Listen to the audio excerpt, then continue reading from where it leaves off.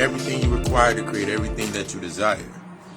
On this day of 10, the most malleable of metal, how you move forward is the example and reflection of how you understand how you shape your day. Remember, healing is destructive, and you are deserving, but you are not entitled. Without the work, we raise our levels of entitlement.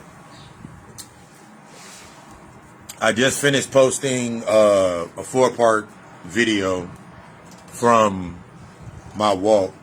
I was talking about death is transition and broke that down. It's available on my TikTok.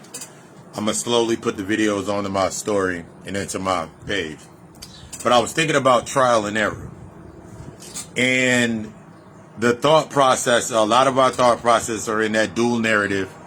So I asked myself a question when I was finishing my cool down. And I was like, am I focusing on the trials or am I focusing on the errors? See, a lot of times when one focuses on one, we forget the other. We don't look at the other. Think about it like this. When it comes into you doing your internal work in this healing aspect, if I'm concentrating on, and I keep saying that these are my trials, these are my trials, these are my trials, then the errors that come up, the errors or the negatives or the results, errors are just simply the results. Simply. Errors are just simply the results.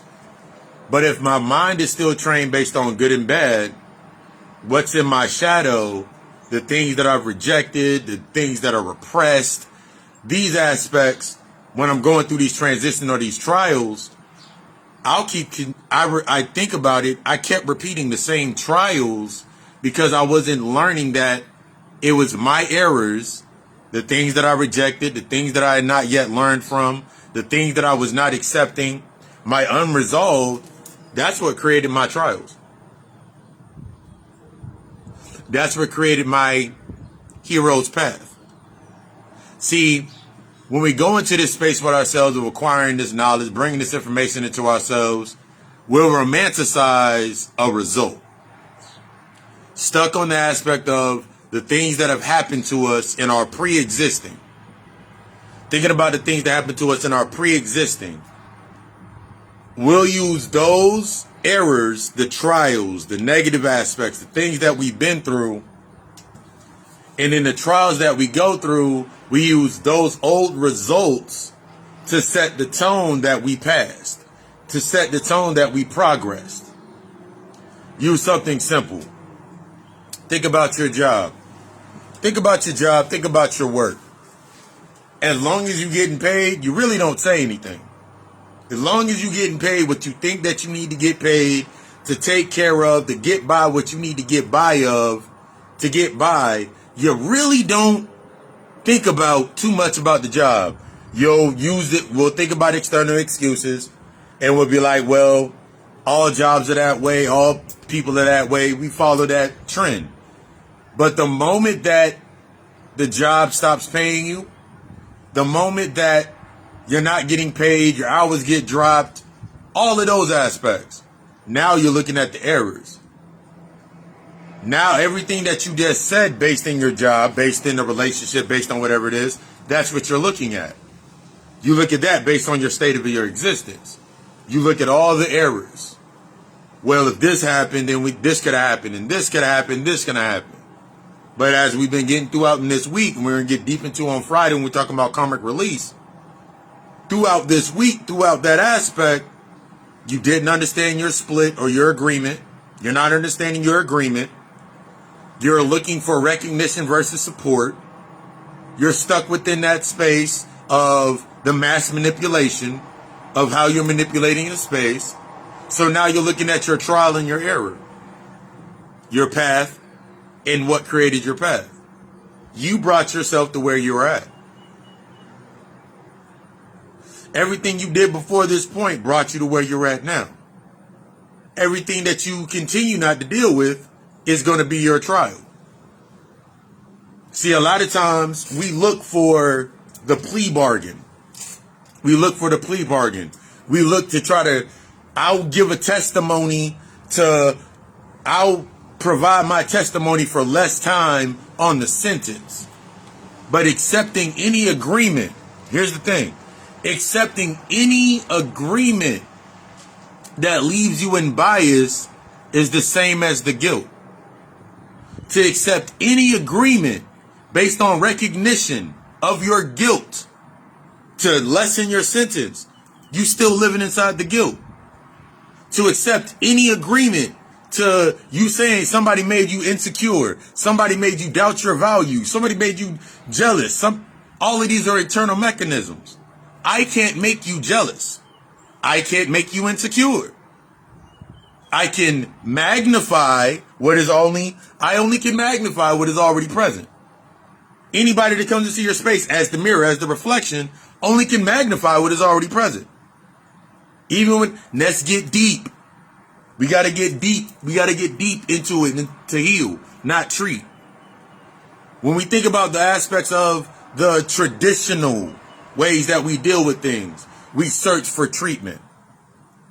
When we think about the traditional ways that we deal with things, we search for treatment. And we'll pay up to for the treatment because we think that the treatment is already expensive. It sets the price. It sets the worth. Think about when you think about your value system. I've talked about this all week. You can know the price for everything.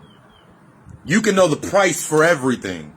But if I do not understand my internal value, my emotional intelligence, where my emotions lie, what I have not dealt with, the traumatic experience, then I have no worth. It doesn't matter what I do, I have no worth. You see that example in multitudes when you're looking at entertainers, reality TV, niggas inside of your space, and how much value you put on something externally. So think about the way that you love trial and error. You're thinking about trial and error. So if I'm thinking that it's a trial, this is my trial to get to what I need to get to. I'll ignore all of the errors. I'll ignore my errors to look at others. If I'm always concentrating on my errors, the bad things that I've done, then I'm always going to concentrate on everybody else's trial. What everybody else is doing, what they're going through, how they dealt with it. I never look at the emotional underline. I never look at the understanding. So now that story goes into your mind. We tell the stories. Hey, buddy, we always tell this story. We always tell this story. No one understands my story. No one understands me. Think about what you say when you plant that seed. You plant the seed that nobody understands your story. No one understands what you've been through. So guess what you create in your space? You create everybody to recognize your anger. You put everybody in your space to recognize or to highlight your errors, what you've been through, the aspects of what you've been through, how you've been through it. But until you understand it, that's how you get stuck in that loop, that judgment. So now you create the demons, your peers. Think about you being judged by your peers. And then you'll think about, man, them white people, those are my peers. Those are your peers. Those are your behavioral aspects. When you're thinking about your peers, everybody that's keeping you in a state of judgment, that's only a reflection of your own judgment. Because 9 times out of 10, what do you look for now? Since you're trying to bypass your errors. So now you're looking for somebody not to judge you. For somebody, the moment that somebody says they accept you, it's okay. They accept you. Everything else is bypassed. The trial is now put off. You accepted this plea bargain. You accepted this. So for a little while, now you're sitting in that space. I don't feel any guilt. This person doesn't make me feel any guilt. This person doesn't make me feel insecure. But as long as that argument is still present on the table, you didn't expunge that case. That case still exists. You didn't expunge that case. You didn't get rid of that case. That case still exists. Somewhere inside of your space, in order for you to have what you have, that has to exist. So now you look at everything being compartmentalized. Your job going bad, but your relationship going good. But I can guarantee you when your job go bad, when your job starts to get good in that space, I used to think that as long as my job was okay, everything else could be okay. I could pay for everything else. And as long as the relationship was good, then everything else that came with it, because that's how we were taught based on a traumatic experience, everything else could be okay. There's no statute of limitations on your trauma. You thinking that, okay, cool, as long as that happened so many years ago, that happened when I was 11, that happened when I was 10, that happened when I was 13, that happened back then. That's still playing out now, because that's where your emotions are at. That's where the trials is now being held. So every time you go through a state of judgment, guaranteed, you go through a state of judgment, you go back to that day. Every time you judge somebody, you go back to that moment. You go back to what you repressed. You thought you repressed it. You go back to that moment. You go back to that moment, judge from that moment, and then the person inside of that space is only a magnification. So now I'm stuck in this space judging everybody based on what happened to me when I was 13.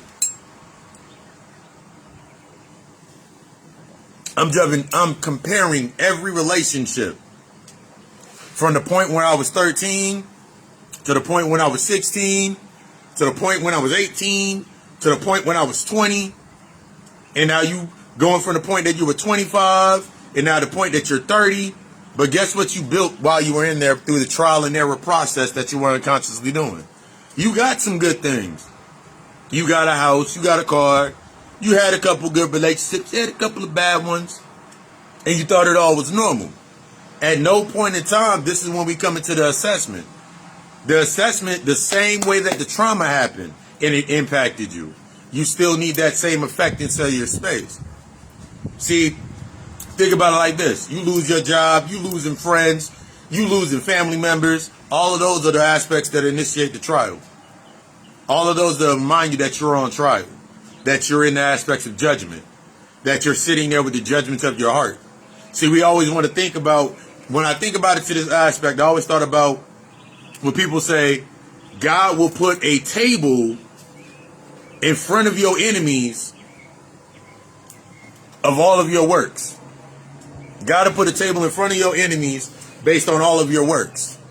But my higher self, my higher mind, that's the God self. So my enemies are everything's a reflection of me in the aspect of the attitude of experience or observation.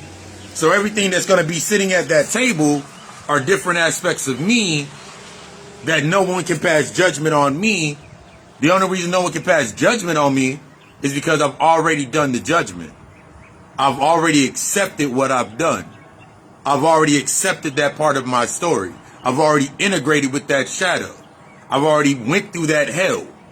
I already went through those 13 gates, or your zodiac, to become the chosen one in that space. The reason I had to go through that,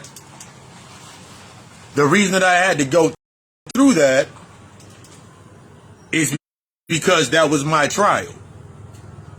But if I'm focusing only on my errors, the errors of my ways, then what am I going to create from a bias standpoint? I'm always going to create from a bias.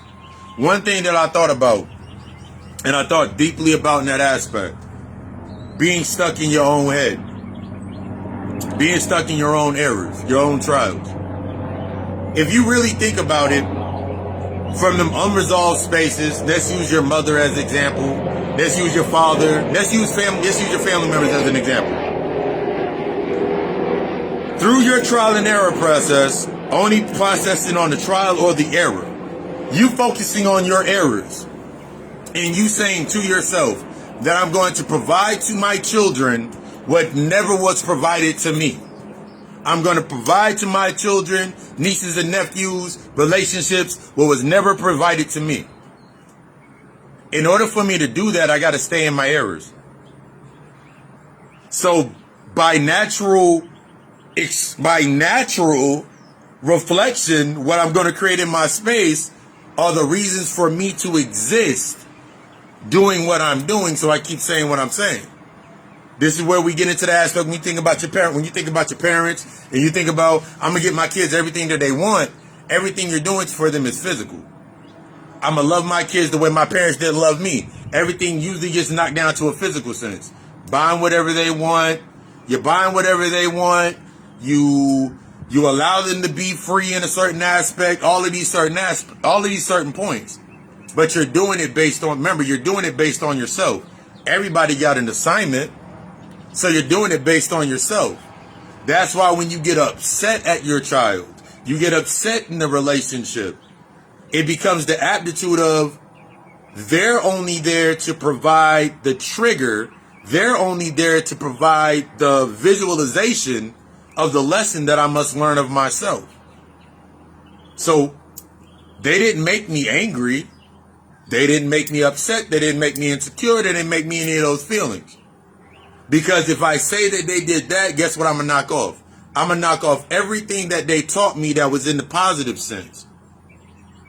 I'm going to forget everything that they said in the positive sense. I'm going to throw it all away. That means you could have been in a relationship for 3 months. And in 3 months, that nigga or that chick taught you financial literacy, how to deal with your emotions, sat there and listened to your emotions, listened to you speak for 3 months. For 3 months.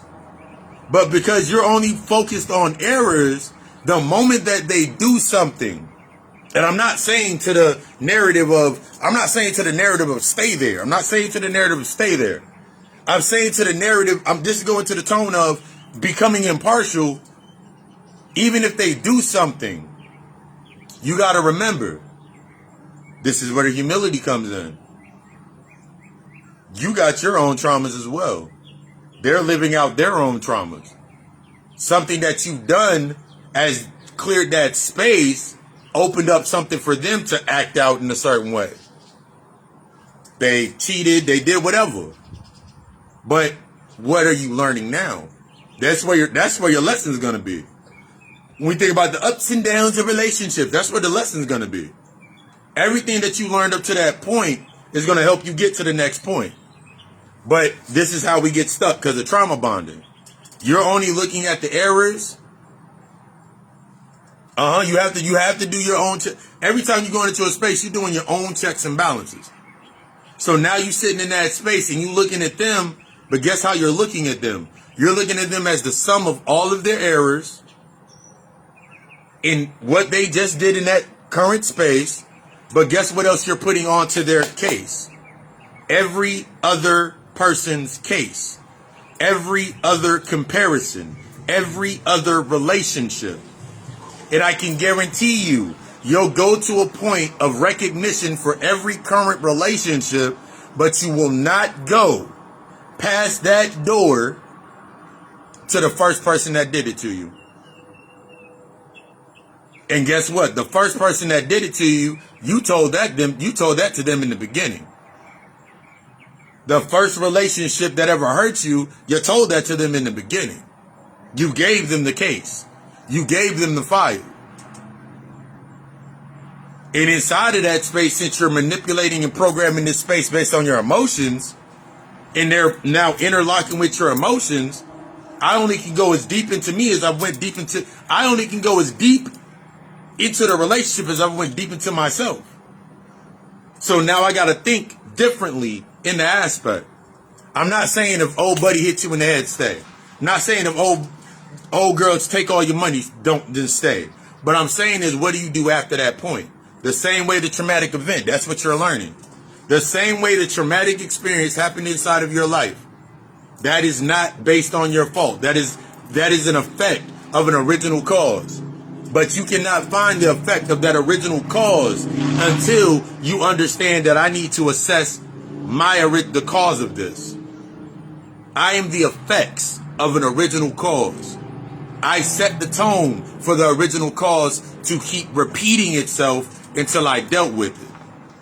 So now I'm stuck in that trial with myself. I'm always feeling like I'm judged. Why am I being judged? I feel like I'm being judged because of my insecurity, my self-esteem issues, all of these checks and balances that I have not dealt with yet.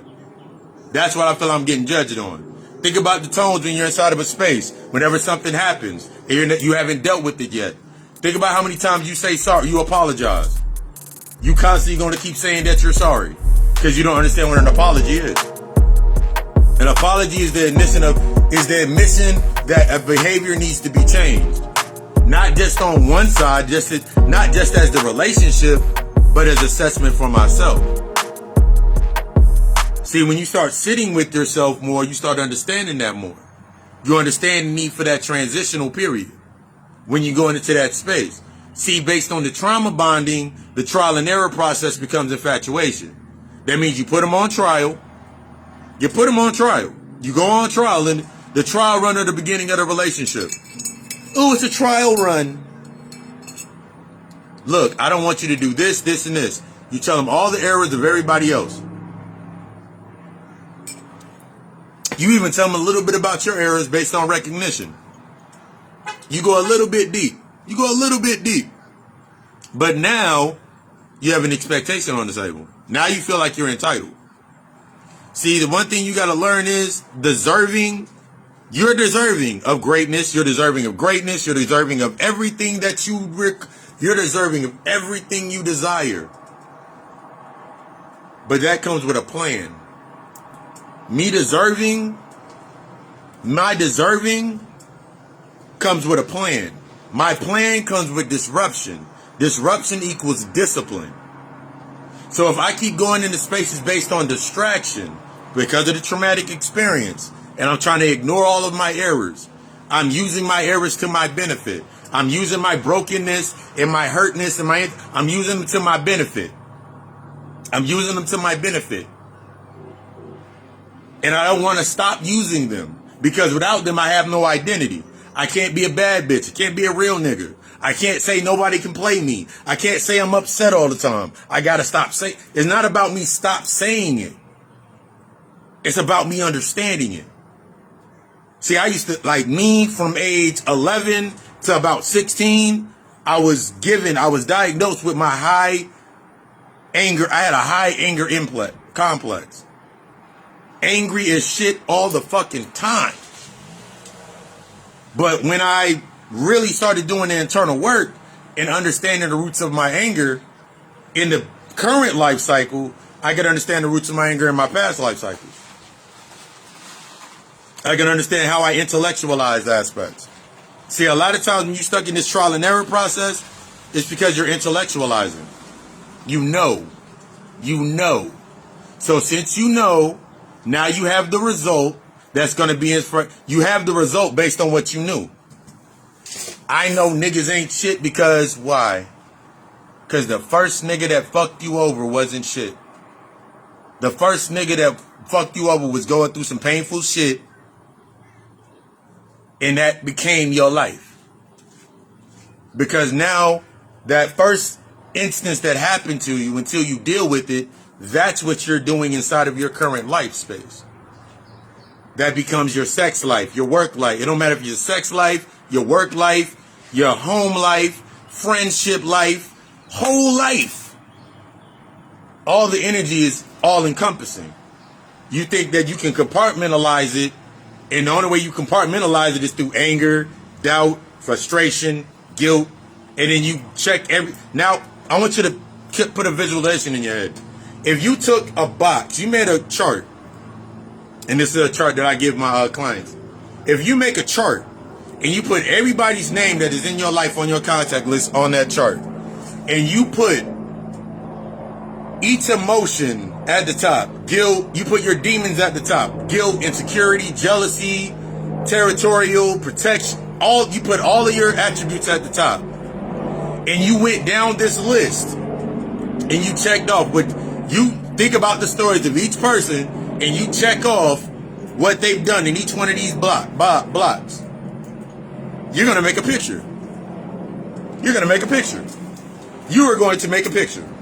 I can guarantee that all of the check marks are going to line up, and it's going to make a picture of you when you were little. It's going to make a picture of you when you were little. It's going to make a picture of your inner child.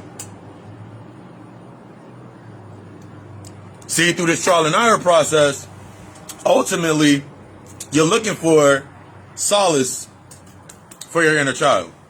Path of the heart, inner child, innocence.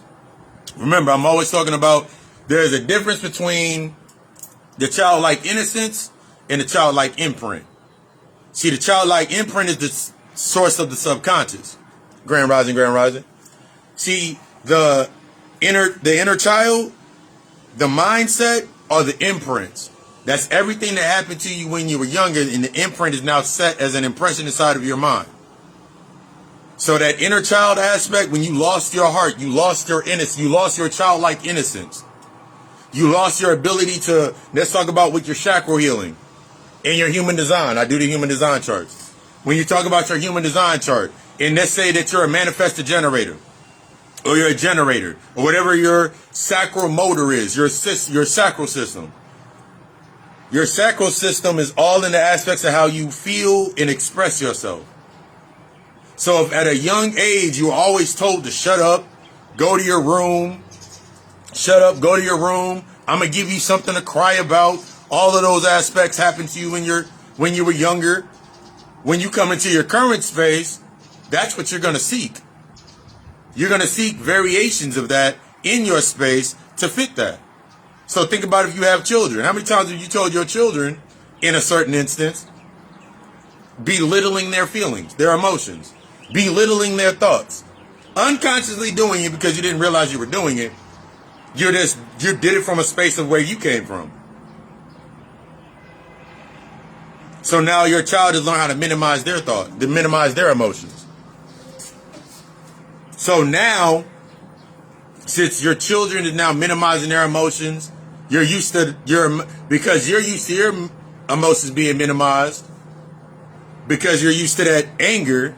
So now, once your child has minimized their emotions so damn long, shut themselves off, they're in a state of depression, they're in a state of acting out and all to that narrative, what's the first thing that you say? You can't say anything past what you don't understand, because it's only a reflection of yourself. This is when it becomes looking directly into your mirror, or the catalyst of your mirror. Looking into the eyes of your 12-year-old child, your 14-year-old child, and asking yourself the question, where was I at that age? They are the errors of my trial. They are the errors of my ways. Until I deal with these errors, I will only create the same trial. They will only go through the same trials and emotional equivalent and relevance to the trials that I've been through. And every time that they go through a trial, if I haven't dealt with it, then how am I going to help them? So now I go all the way back to that beginning question. How are you really giving your child everything that you never had, if yet you have not first healed? How are you giving your relationship your all, friendships your all, if at first you are not taking the moments of assessment into the aspects of the relationships? The way that the relationships come together. See, you can keep moving forward and stay in that pattern and passing your judgments. Because I've said this before a lot of times. You got to think about it like this with your friends, family, all of them. They're all the sum of all of your error. They're the sum of all of your error. They are a representation of the trial. They're your peer. So you go into that space. I'll use an example. I had a friend. I still got a homeboy. Love my brother to death. We have since parted ways, but we still, like, if I saw him in the street, it'd be a giant catch up. There's no ill will. I have no ill will towards anybody from my past. No relationship, period. But when I look at him when I look at us in our beginning of our lives, I remember one thing that he always said was, I'm going to do everything and get everything that I've ever wanted.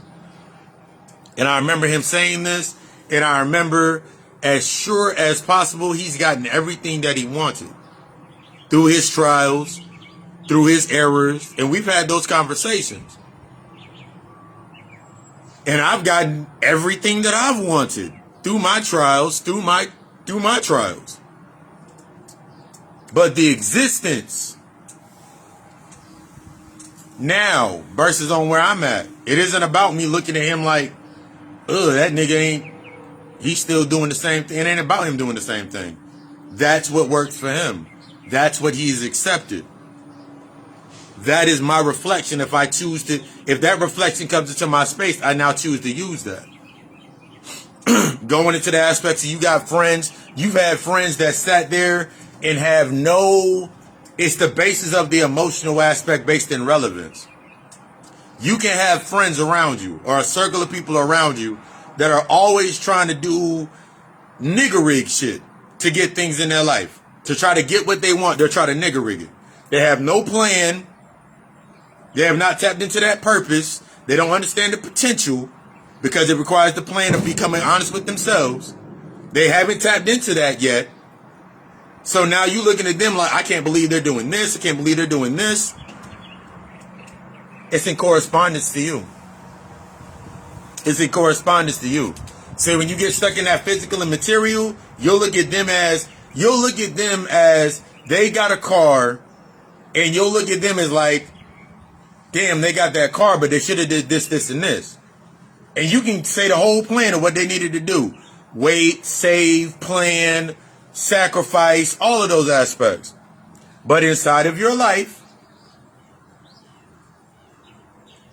through the assessment process, what about you? Where in your life do you need some assessment? Where in your life do you need to make a plan? Because that's the only reason they exist in your space. That's the only reason that can be made existent and made real into your space. You spoke it into existence. This is the variation of what it looks like if I do it this way. See, when you're looking at the physical aspect, the car, whatever it is, then that's what keeps you protected. I didn't do that to get that, so I'm not the same way. But that is the attitude of the emotion. The emotional underline. The wound that you're nursing. That coddling. That agreement that you set. That you set with yourself. That's what you're seeing in a variation. This goes deep into everything around you is a variation of you. The things that are making you the most uncomfortable. Those are going to be those are going to be the biggest lessons. Those are your current lessons to get you past. The things that keep you reacting, those are the things that keep you in comfort. So if something can make you mad, something can make you upset, feel insecure, feel doubt about yourself, and you can react to it in an emotional overload based on from your childhood, the same way that you've been acting ever since the first time you acted out and got told to shut up, you're in comfort because you know how to react to it. It's the things you don't know how to react to. See, the things that you do not know how to react to outside of your comfort zone, they force you into accountability. They force you to look at yourself. See, in that reaction, it always goes like this when you go into the reaction of that trial. You'll sit there with yourself and you'll be like, hey, but you need to do this too. What happens if they say okay? Then what? Now what do you have? See, they can say okay all day.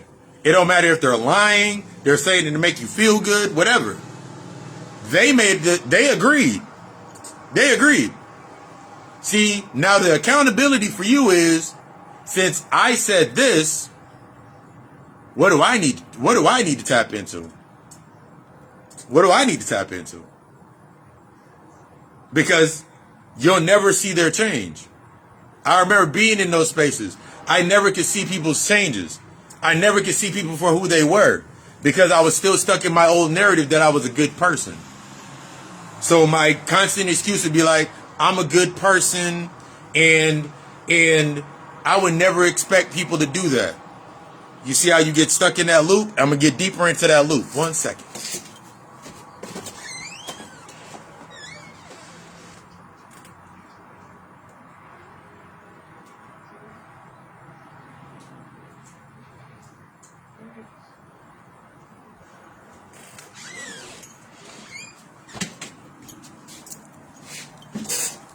I would get deeper into this loop. I would get deeper into this temporal loop. Because now that loop became, every time that it came back around, this is where we're talking about the aspects of death and everything coming into your space.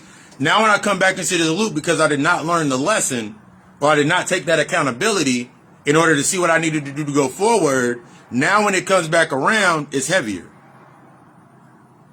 Now it's going to be heavier.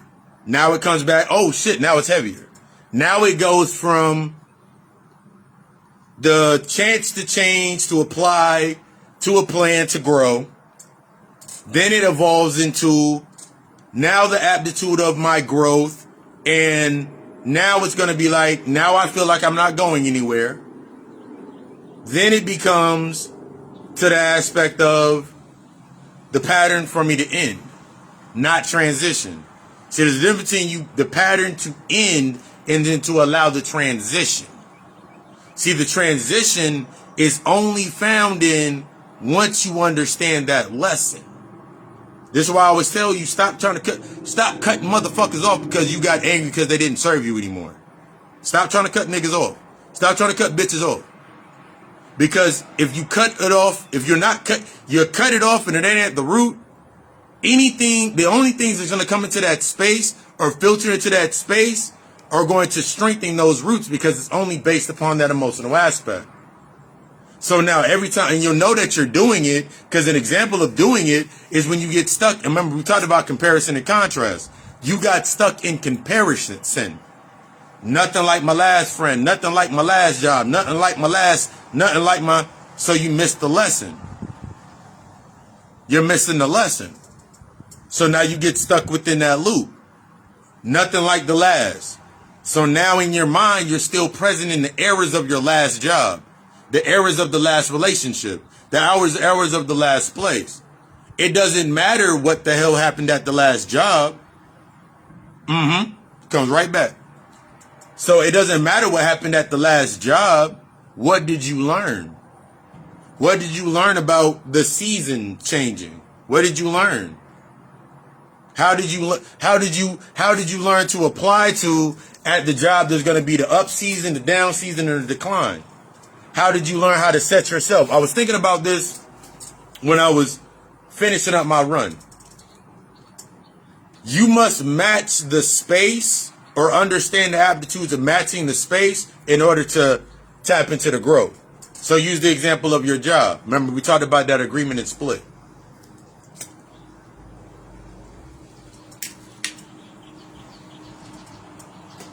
Unconsciously, you'll stay at a job based on longevity because of the things that you can get away with. You'll stay in that relationship, that friendship, for things that you can get away with, because things that'll be based on the acceptance. Because there's a level of exposure. But if I don't match the aptitude of how the relationship truly works in that space of the experience, then I'm always going to end up short. I talked about this before. Most of your jobs are 60-40. 40 hours a week, you get overtime, then they cut off from your 40 and give you 10%. They take away 10%. It's crazy how the math works. But now you got to apply your life to the same logic. You must apply your life to the same logic. You must go, like one of my biggest things, one of my mentors taught me was before you go into a space, you must be in the mentality to match that space. You must have the mental plan, the emotional intelligence, as I expounded upon it, to be within that space. That means when I go into the space to be a boss, to be a man, when I was going into the space to be a manager, before I was becoming a manager, I had to act as I had to act as a leader on the line. I had to act as a leader on the line, be the trainer, go through those aptitudes. So I had to be in that mindset before I went to that space. Therefore, when I went into that position, I was already ready for it. I had the plans in play. No matter what the circumstance was, I could move because I was changing my agreement. Because as the employee, you're stuck in a 60-40. But when you become the manager or the owner of your story, you become 70-30. Now you become 70. Now you're in the contract of that 70-30 deal. So now 30% of your work, this is when you think about your work. Every time you moving up, it becomes more mental. So 70% of my shit was based on mental. Now 30% was less based on physical. And as I went up in that 70%, now I broke that 70% down into 10, 10, and 10. So now 70% of my workload is in the mentality. My mind is all, everything is mental. So my intentions, so my work, my internal works, working on my internal. So now I can now set the tone for the 10%, which is based on investing into learning myself, in the different aptitudes of learning myself. The contingency plan or the savings based on needing to invest more into myself or needing to invest. And then I had that free space. That's where my triggers would lie. So now 10% was allotted to the trigger. That 10% was allotted to friendships that I've already assessed the worth of investing into. I still keep it around. It still gives me certain lessons. I can still learn from it. I can apply to it in certain ways. So that 10% goes towards that. No more, no less. That savings is everything. That's my emotional encompassing while I'm down here. How I start my day. How I charge myself. How I keep myself in balance. And then that 10% goes into the investment of my higher education and my learning to myself. Use the same narrative. When the plan is in play, once you start applying that plan, it changes the aptitude of everything, because it's now in the darkness you found your humility and your true integrity. So I give you an example. I give you an example versus on the hope versus on the actual support. If you sat right here right now, if you sitting here right now, and I say, hey, yo, I'm going to give you $2,000. I'm going to give you 2 G's right now. I'm going to give you $2,000.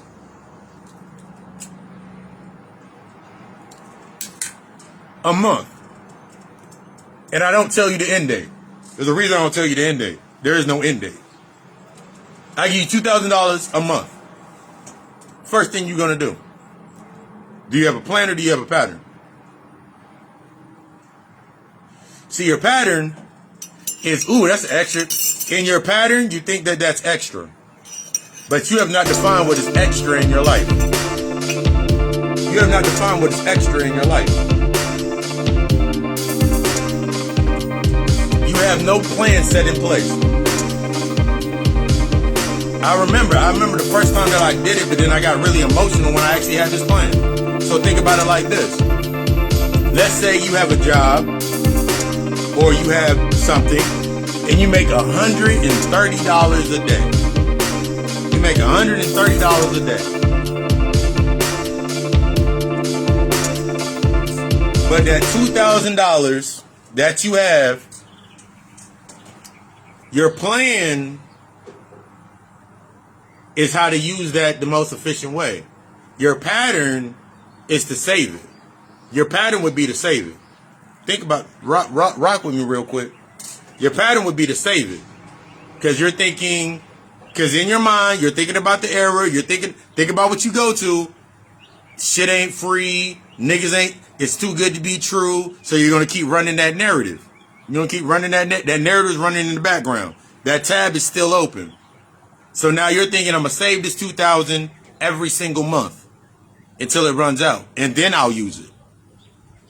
But you didn't adjust your budget that was already present. You already know what you have in front of you.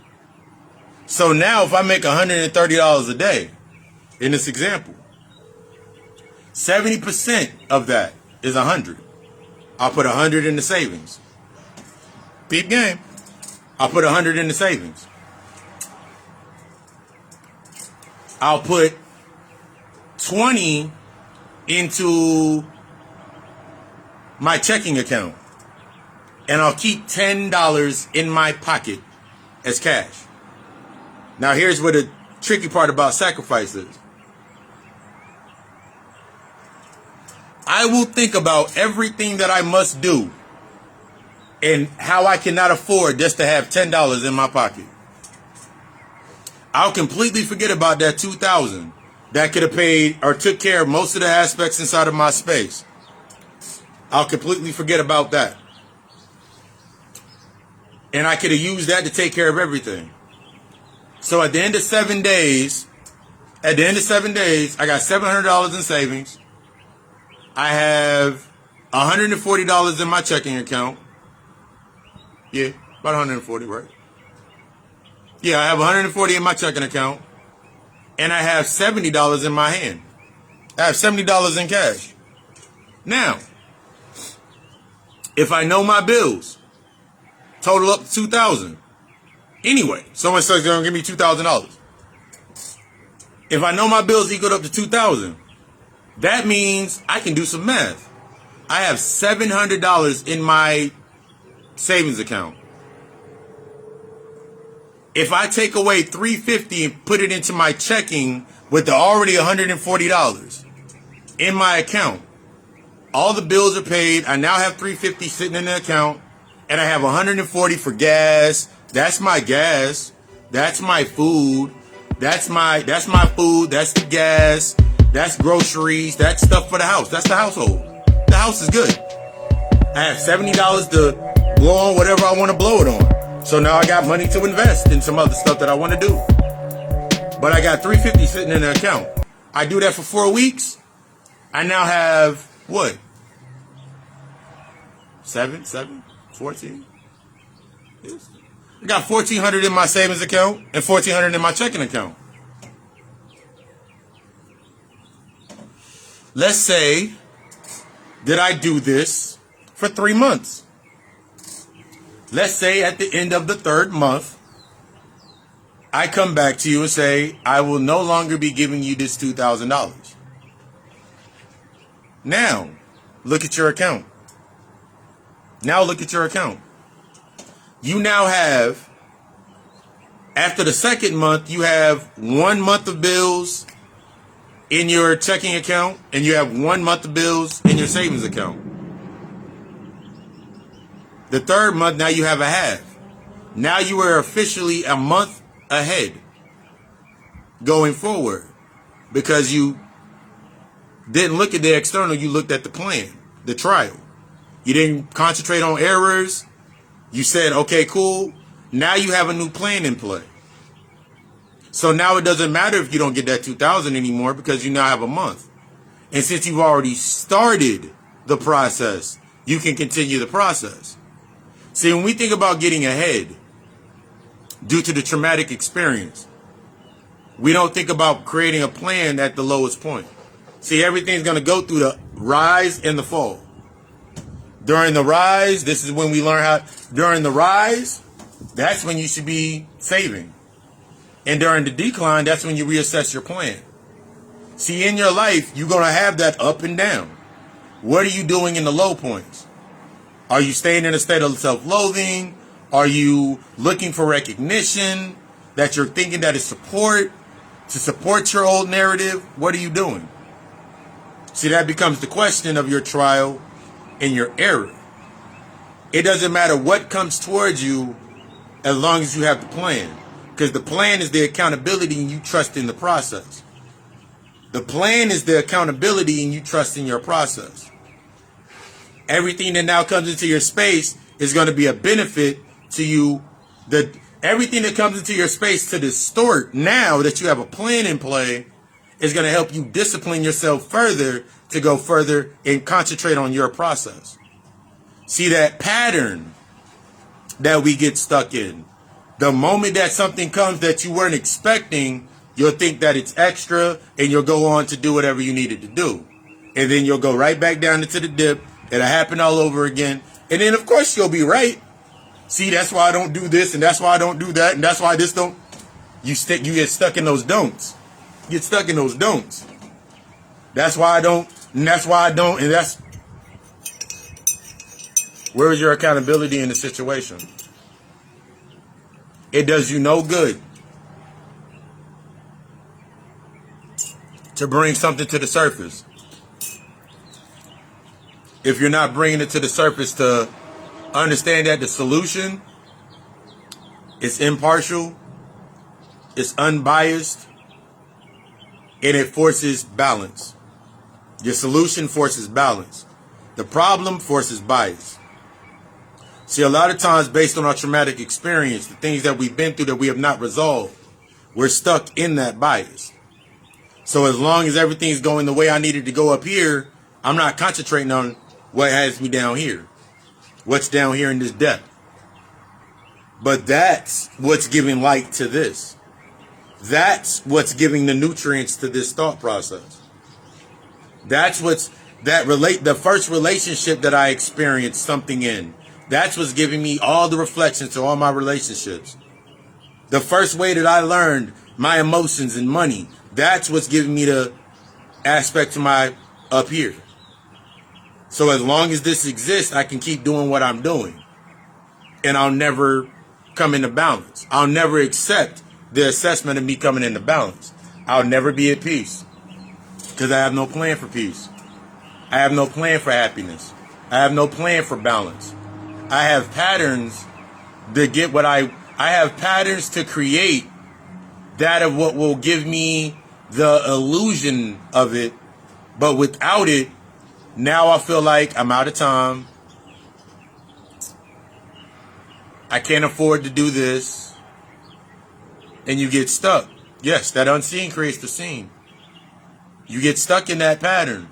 That pattern is very, very difficult to get out of. But I promise you, you can get out of it if you're ready to be honest with yourself. That pattern is very, very hard to get out of. It's not about you getting out of the pattern and forgetting it. It's about assessing. The only way you go truly remove yourself and elevate past that pattern is when you first sit there and sit with it. If you don't know how to sit with it, that's a level of your honesty. I don't know how to deal with this. See, that's what's going to trigger. For me, a lot of the things that I went through, it always triggered I got to do it by myself. Because I was stuck on, I always had to do things by myself. I was always stuck in that narrative.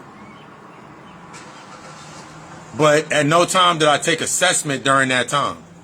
I simply moved into the emotion and did what I needed to do. Rose to the triumphant occasion. And then sat there in it. Created my own pedestal. Damn, that really challenged my insecurity. I'm stronger than I thought. But I couldn't use that energy because it was still locked up. See, you can triumph all day. But until you embrace the negative aspect that brought you there, you can't use it. It only goes to what you used it in. This is what I mean by when I've said it before. I've said it plenty of times in early lectures. Fuck them kids. Because I can give everybody what they want. But until I learn to give myself what I need, I will always be an asset to their emotional. The same way that they're an aspect, the same way that they're present based on my emotion and reflection, I am present based on the relevance to their emotion. And I will always attach, I will stay bonded, and I will never learn the lesson that I need to learn. See, that goes hard with that aspect of the transition. All of this goes into the aspects of how you deal with everything that you deal with. If you don't have a plan, you don't have a purpose. You don't have a purpose, you don't have the potential, you can't tap into the potential. You'll always get stuck in that makeshift thought process. I'm too old to do this now. Where the cycle of youth, I went backwards. If you talk to anyone that has went through their shadow process, we go backwards. Because we go back to our beginning. That childlike innocence, that's what gives you your youth. So look around you, you know you got some. I'm going to give you the example right now. That right now, somewhere around you, gonna walk past you, there's gonna be a 20-year-old that looks 40. There's gonna be a 20-year-old that looks 40.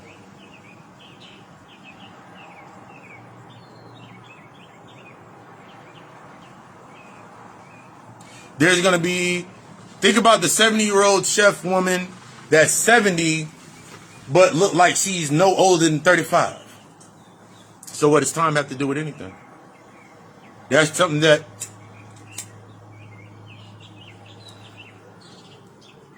It's ultimately a construct that you created, brought into your space to keep doing what you're doing, to keep up with your habits.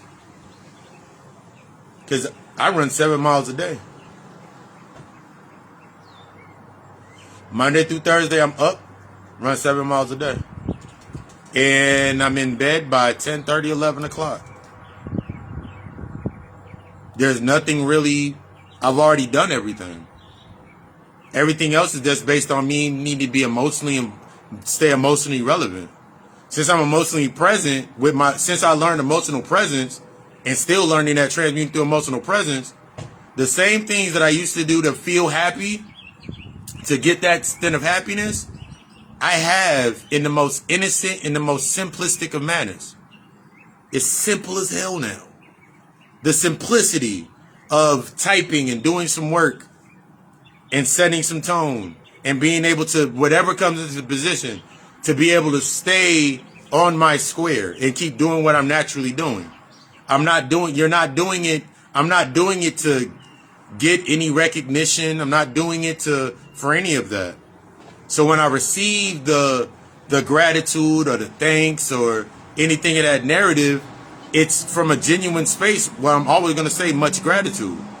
Because I'm in that state of that I am a reflection of what it is to live in gratitude. I am a reflection of what it is to really live in peace. Even when something comes up, it doesn't matter what circumstance comes up, I'm able to, with clarity and with full accountability, take the steps that's needed into that space. If a doubt comes up, I'm able to assess the doubt now, instead of allowing the doubt to guide me, to allow the insecurity to guide me, to allow the negative to guide me. I'm changing that thought process. And as I change that thought process, everything in my environment changes to match that process. Everything that comes into my space that's not of that process, it has one or two choices. Either it's going to become in its own self, or it's going to fall away.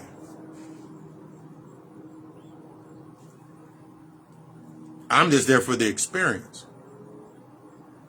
I desire you to be the fucking best. Remember, your healing is destructive. Your healing is destructive. You are deserving, but you are not entitled. The level of honesty that you will reach will take you past the points of the bias and the impartial points that you have lived in based on reaction, and it'll force you to really respond to yourself. You can sit here and say all day that everybody leaves you, everybody hurts you, but you are a part of that everyone. If you go back and look at your inner child right now, when's the last time you had a conversation with them? When's the last time you let them speak? And it wasn't, you brought them to the table, similar to, like, you think about aunties and uncles. Like, do that dance I taught you. See, a lot of times when we get stuck in that space, the trial and error, the playing with ourselves, we'll only bring our inner child up to dance through anger. You'll only bring your inner child up to dance through sorrow. You'll only bring your inner child up to do the dance. And then go back in their room. Do the dance. Do the dance, and I'll feed you. That's basically what you keep doing. But when you allow your inner child to sit there with you, you understand that that's the point of balance. See, a lot of times we have to realize that I had to realize that if everything is a reflection of my internal conflicts, then it didn't matter what I did externally. As long as that conflict was present, that was going to be a result of my conflict. That was going to be a result of my conflict. Whenever I got sick, whenever I got hurt, it was a reflection of something that was already going internal. It was already present. That's just magnified into that space. So when I started really realizing that, and I really started understanding the aspect of that manifestation, everything that's in my current space is based on the previous season, i.e. it's wintertime now, it's fall, winter is here. What are you planting? When you think about farming, What are they planting around this time? They plant root vegetables, potatoes, rutabagas. They plant things that are substantially in root to deal with the winter. Starch, the sugar, the energy. So when you think about your healing process and when you're in the winter season, this is the time to assess your roots. It's similar to like why you'll go to the gym. You'll go to the gym all winter to stunt all summer. That's the decline. That's when everything isn't available as much. That's when you got to depend on your reserves. So now you got to ask yourself, what season are you in? We don't get deep into this tomorrow. What season are you in? Just because the reason a lot of things don't happen because you're not in alignment with the season that you're in. A lot of the things that keep happening to you because you're not in alignment with the season that you're in. You're in a season where you're dealing with your sorrow, dealing with your regrets. You're dealing with a lot of roots. You're in the wintertime. The leaves have fallen. It's a state of transition. You're in the fall and winter months. You're in the fall and winter months. But if you don't understand that you're in the fall and winter months, you're going to be acting like it's spring all the time. You can't wait till the spring. So you're going to act like you're in the springtime.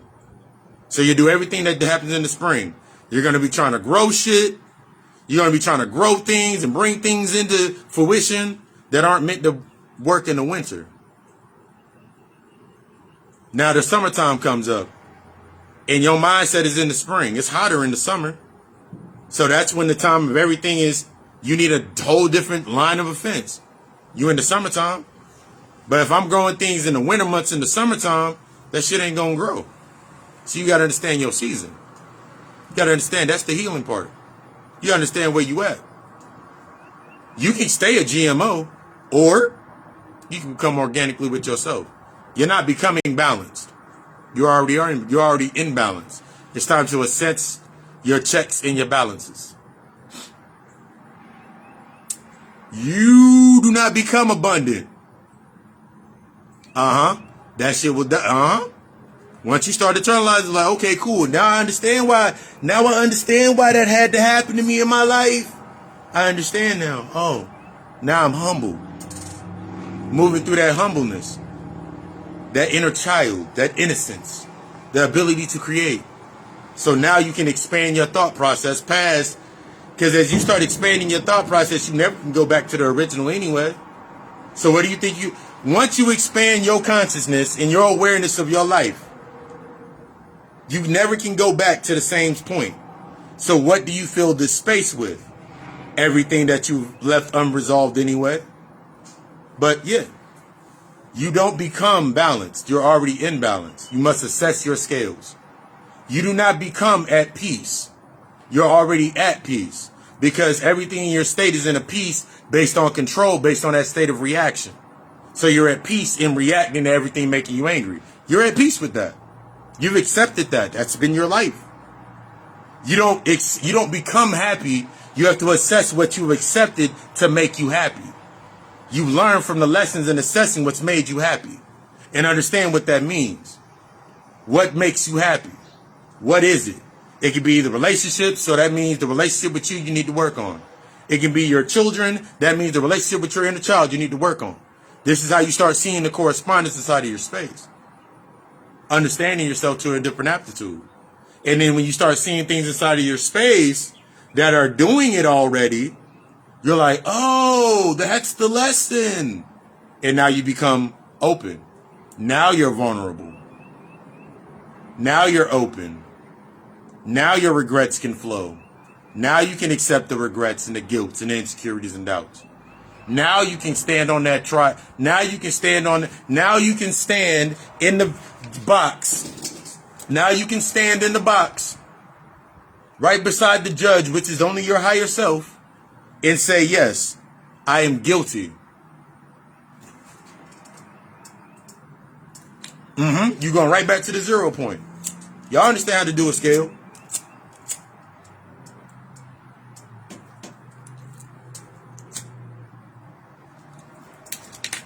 You can stand there and you can recite the laws of Mayat. Since everybody wants to, I can do all the laws of Mayat. Okay. There's my out right there. There's your balance. There's your feminine. There's your judgment. There's your discernment. You cannot step into the discernment without first accepting the things that you've done. Yeah, I've cheated. I didn't cheat on people, but I cheated on myself. I didn't covet my neighbor's goods, but I did get jealous whenever they got something new and I didn't. That's coveting neighbor's goods. See, you've always done it, but until you realize that you've done it and accept it, you ain't really doing the work. But again, I desire you to be the fucking best. You're deserving, but you're not entitled. Everything from, and that's what Papa Lucifer is here to help. Everything from as the guide, everything from the consultation. Maybe you need your natal chart analyzed. Maybe you need a human design chart done up. Maybe you need, maybe you've had your work and you're like, okay, cool, what's next? Maybe you need some therapy sessions. Maybe you need some guided meditation. Maybe whatever you need. Let's see if it's possible. Let's see the possibility of it being provided to you. Your choice. Hit me up in the inbox. Schedule the appointment. Let's get to work. I'm going to keep doing my work regardless. It's your decision whether you're going to do your work. I desire you to be the best. I desire you to magnify and go greater than because everything you want is outside of your comfort zone. I want you to know that. Everything you want is outside of your comfort zone. And comfort is simply reaction.